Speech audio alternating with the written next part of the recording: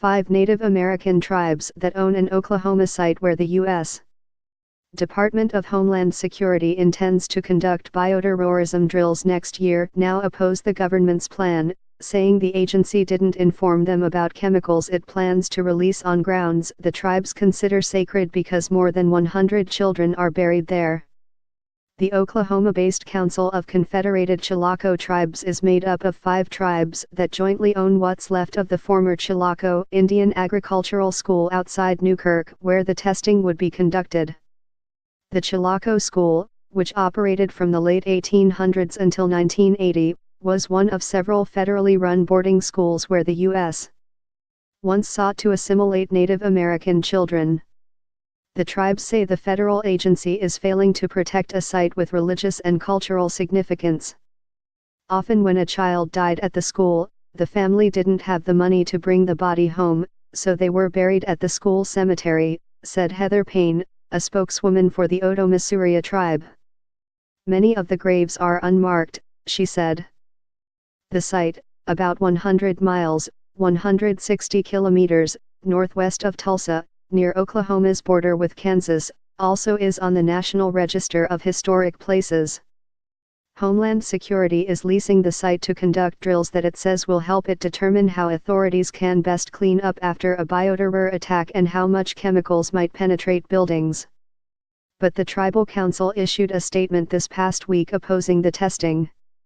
The tribes say the substances the government plans to release are potentially dangerous, though Homeland Security has insisted they're harmless.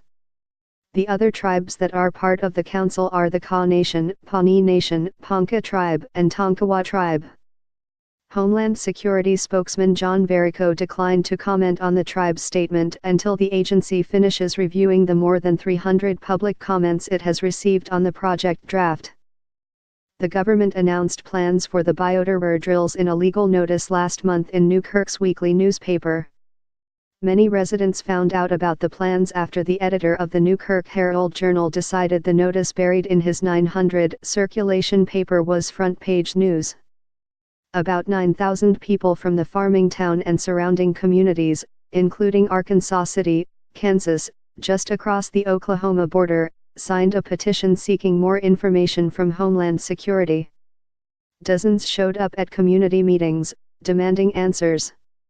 Scientists say the cluster of buildings at the Newkirk site best resemble single-family homes and commercial buildings in any U.S. city. Homeland Security says the chemicals it wants to use are found in common household products such as sunscreen, cosmetics, and laundry detergents. One chemical that's caused the most worry, especially among the many farmers who live nearby, is called Dipel, a biological insecticide that's been commercially available since the 1970s and approved for use in organic farming. The Homeland Security project manager has said the chemicals won't pose harm to humans, animals, or hundreds of acres of nearby cropland and pasture. But the tribal group and some residents aren't convinced.